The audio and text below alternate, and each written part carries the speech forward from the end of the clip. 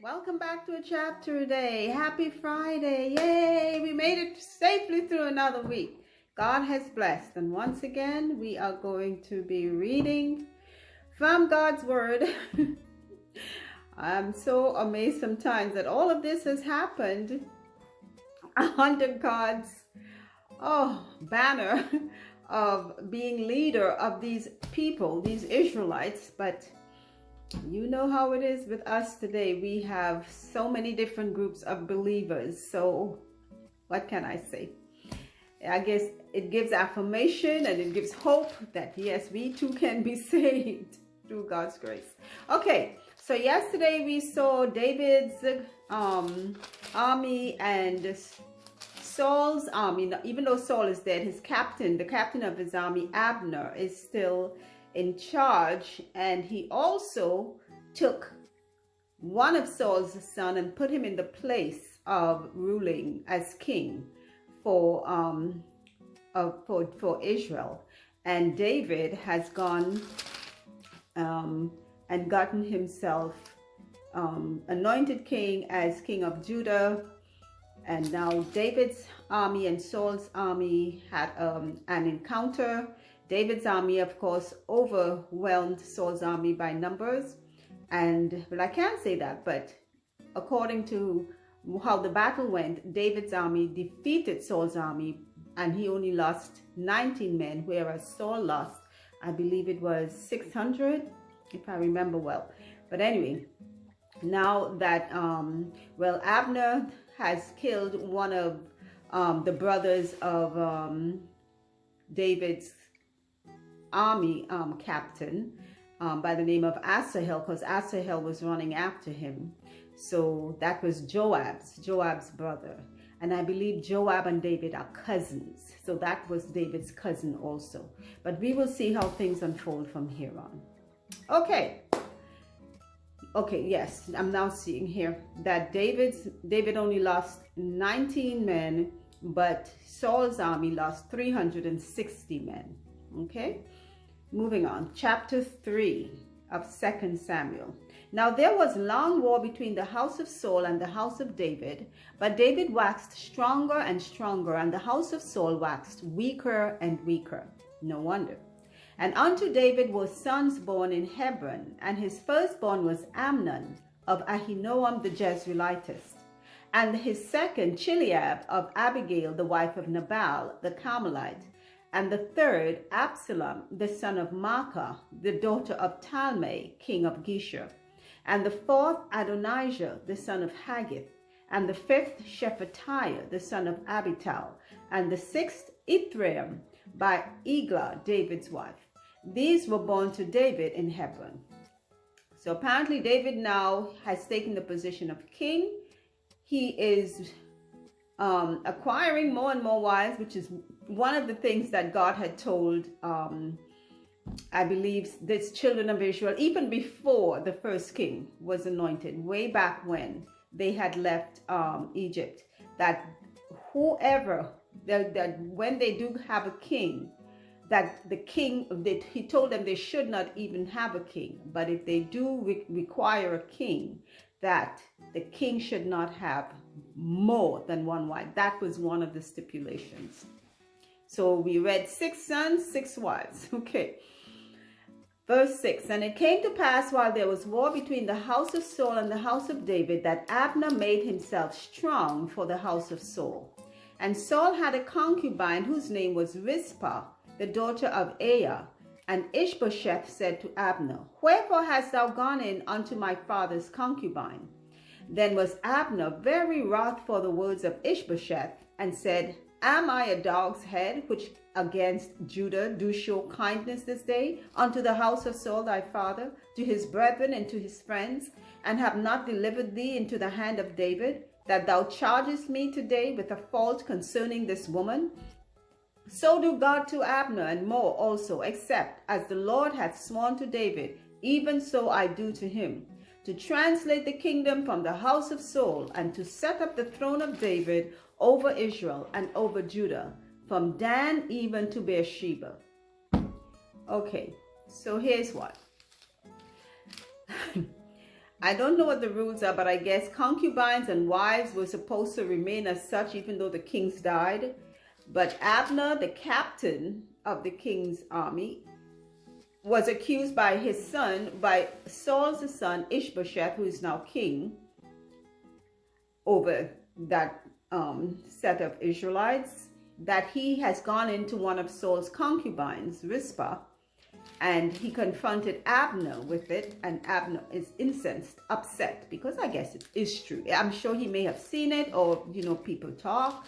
So now Abner is swearing, oh, okay, you're accusing me of going into your father's concubine. I'm going to go ahead and help to give this whole kingdom into David. I spared you from David's hand. Not to mention, David hadn't even come after any of Saul's children or anything belonging to Saul. David did not do that. But Abner is making it seem like he saved Ishbosheth from death. So, and this is how Ishbosheth is rewarding him, because he's guilty. You see how guilty, the wicked and guilty people can be so bold? Yeah, that's what happened. So let's see what plays out. Verse 11. And he could not answer Abner a word again, because he feared him. And Abner sent messengers to David on his behalf, saying, whose is the land? Saying also, make thy league with me, and behold, my hand shall be with thee, to bring about all Israel unto thee. And he said, well, I will make a league with thee, but one thing I require of thee, that is, thou shalt not see my face, except thou first bring Michal, Saul's daughter, when thou comest to see my face. And David sent messengers to Ishbosheth, Saul's son, saying, deliver me my wife Michal, which I espoused to me for 100 foreskins of the Philistines. And Ishbosheth sent and took her from her husband, even from Phaltiel, the son of Laish. Oh, goodness. Every time I read this, it angers me. It sounds like this woman women on a whole were just like things, belongings, possessions. Take her here, give her there. It's just obscene. You know what? I always say, thank God for Jesus when he came, how he showed these foolish men how to treat women. Okay? Second of all, it's so horrible. She was David's wife, I understand. Then they put her with somebody else. Now David is asking for her back. Why? Does he really want her back? He really shouldn't have her back, because she's been with another man. She's another man's wife now. So David ought not to have her back. In addition, he has 6. Now, I don't know how Michal is feeling, because her feelings aren't even considered in this in this time. All he knows, he's king now. He wants his wife back. Although she's been with somebody else, I would let that go. And I think biblically, he ought to have let that go. But anyway, let's see what happens. So Abner is telling David, hey, let's make a league. I will work with you to get you all the kingdoms of Israel. David said, well, before you even come before me, first to work out an agreement, bring me my wife Michal. Verse 16. And her husband went with her along, weeping behind her to Bahurim. Then said Abner unto him, go, return. And he returned. How pathetic. Oh. Verse 17. And Abner had communicated with the elders of Israel, saying, ye sought for David in times past to be king over you. Now then do it, for the Lord hath spoken of David, saying, by the hand of my servant David I will save my people Israel out of the hand of the Philistines, and out of the hand of all their enemies. And Abner also said in the ears of Benjamin, and Abner went also to speak in the ears of David in Hebron, all that seemed good to Israel, and that seemed good to the whole house of Benjamin. So Abner came to David to Hebron, and 20 men with him. And David made Abner and the men that were with him a feast. Now I'm going to say this. I think Abner is a snake. He is only doing this because Ishbosheth called him out about visiting Saul's concubine. He is one of those men who is not to be trusted, but David doesn't know the whole story. So he is kind of leaning towards Abner. I guess he knew Abner from when he first worked for Saul in the palace. So he has one idea of Abner, but Abner is not a good person at all. In my esteem, I don't like him, truthfully. I would not have liked him as a person. Verse 21. And Abner said unto David, I will arise and go and will gather all Israel unto my lord the king, that they may make a league with thee, and that thou mayest reign over all that thine heart desireth. And David sent Abner away, and he went in peace. And behold, the servants of David and Joab came from pursuing a troop, and brought in a great spoil with them. But Abner was not with David in Hebron, for he had sent him away, and he was gone in peace. When Joab and all the host that was with him were come, they told Joab, saying, Abner the son of Ner came to the king, and he hath sent him away, and he is gone in peace. Then Joab came to the king and said, What hast thou done? Behold, Abner came unto thee. Why is it that thou hast sent him away, and he is quite gone? Thou knowest Abner the son of Ner, that he came to deceive thee, and to know thy going out and thy coming in, and to know all that thou doest. Now, I would say this. Joab may have had his ways, none of which really has been shown here yet. But he had more sense than what David was thinking. Now, I wouldn't say that. I retrieve that statement, because I still don't think David knew what Abner was up to. I don't know if he knew it was Abner that pushed Ishbosheth into the position of king when he knew David was set for it. And it was just vengeance on Abner's part, where he was now making a pact with David to become king. I don't know if David knew all that. But Joab is still incensed with Abner over his brother Asahel, who he killed when he was chasing him, when the two armies had fought. So let's see what pans out. Verse 26. And when Joab was come out from David, he sent messengers after Abner, which brought him again from the well of Sirah, but David knew it not.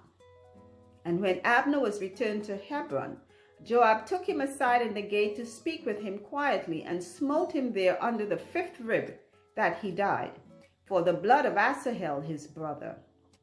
And afterward, when David heard it, he said, I and my kingdom are guiltless before the Lord forever from the blood of Abner the son of Ner.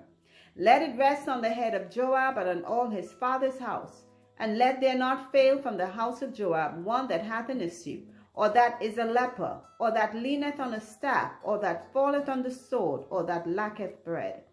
So Joab and Abishai his brother slew Abner, because he had slain their brother Asahel at Gibeon in the battle. Now I'm going to say this. I think Abner got his just desert. I am saying that because I honestly feel it. He got his just desert. He was a snake. He did kill their brother. I have no compassion at all for how he died, or that he died. I'm sorry. I don't. No, I'm not sorry. It's the fact. I don't feel sorry. I think he got his just desert. Verse 31. And David said to Joab and to all the people that were with him, Rend your clothes and gird you with sackcloth, and mourn before Abner. And King David himself followed the bier. And they buried Abner in Hebron, and the king lifted up his voice and wept at the grave of Abner, and all the people wept. And the king lamented over Abner and said, Died Abner as a fool dieth? Thy hands were not bound, nor thy feet put into fetters, as a man falleth before wicked men. So fellest thou. And all the people wept again over him. And when all the people came to cause David to eat meat while it was yet day, David sware, saying, So do God to me, and more also, if I taste bread, or aught else, till the sun be down. So I guess he maybe liked Abner. Abner may have been good to him while he worked with Saul. But Abner was a snake. I would say that. I guess he had some good points that David knew of, but that's gone as far as that's between he and David. He's dead now. David is lamenting. He's even cursing off Joab to curse Joab and his household, whatever. But what goes around comes around. I would just say that. Verse 36. And all the people took notice of it, and it pleased them, as whatsoever the king did pleased all the people. For all the people and all Israel understood that day that it was not of the king to slay Abner the son of Ner. And the king said unto his servants, Know ye not that there is a prince and a great man fallen this day in Israel? And I am this day weak, though anointed king. and these men, the sons of Zeruiah, be too hard for me. The Lord shall reward the doer of evil according to his wickedness. You got that straight. That was the doer of evil. And Abner did get his just deserve. So when he's talking there about Joab and they, I'm not saying Joab and they maybe weren't rough men too, but Abner was bad. He was deceitful, and he was going to infiltrate his poison into David's household and into his army. That's just my take on it. Good riddance. Mercy. You know what? One thing I cannot stand are evil people who just seem to be persevering in their wickedness and have the goal to be looking at other people and blaming them for things that they didn't even do. I think, you know what? God gives to every man his just desert when it's time. So as I said, Abner was just getting his own. And that is the end of 2 Samuel chapter 3. So, wow, all the drama, all the drama. Who would believe that there is God in this drama? But there is. God didn't create it, but he is the God of these people, the Israelites. So let's see how things work out. Until then, remember, keep your ears sharp, because faith comes by the hearing of God's word. Until, bye.